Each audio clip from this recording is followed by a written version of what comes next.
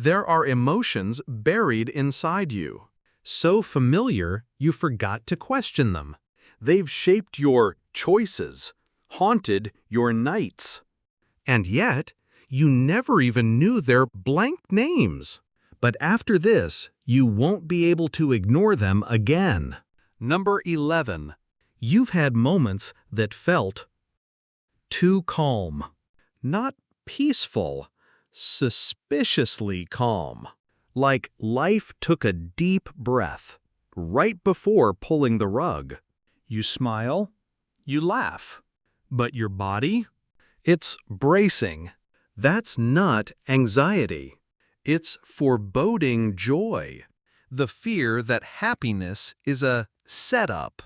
That joy is just the quiet part of the horror movie, right before the scene cuts. Number 10. You felt drained before the day even begins. You sleep, you eat, you rest.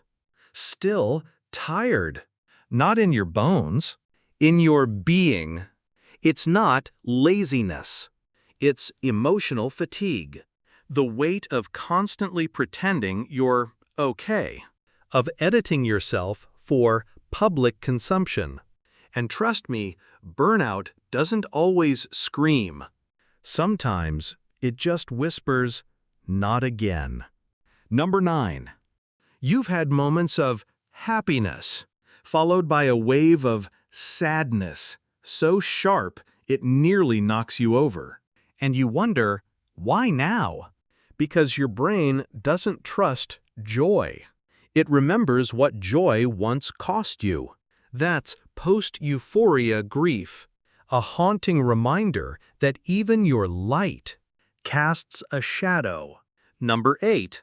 You've looked in the mirror and thought, I don't even know who I'm performing for anymore. You've built a version of yourself to keep people comfortable, palatable, safe.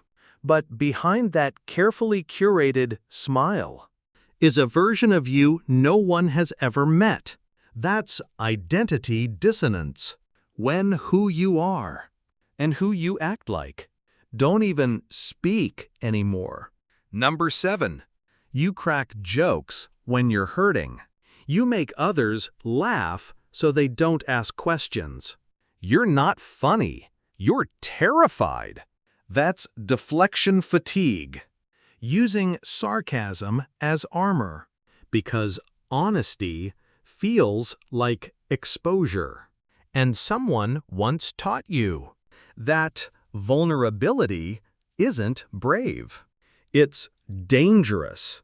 Number 6. You've reached X goals that were supposed to fix everything, and then felt nothing. The applause dies down. The celebration fades, and you're just sitting in the aftermath. Welcome to ambition fatigue, where chasing the goal was your whole identity. But arriving feels like death. Because what's left to run from? When you've already arrived? Number 5. You're the fixer, the strong one, the therapist friend. You're everyone's emergency contact, except your own. When you break, silence is the only one who shows up. That's empathetic isolation. You know everyone, but no one really knows you. They love the help, not the human. Number 4. Sometimes the world is quiet, too quiet, and suddenly your brain fills that silence with chaos. Old regrets, new fears, a highlight reel of every moment you've ever flinched. That's cognitive suffocation. Because your mind wasn't designed for stillness. It was trained to survive noise. So when peace arrives, it panics. Number 3. You've tried explaining yourself. But people don't hear what you said. They hear what they've already decided.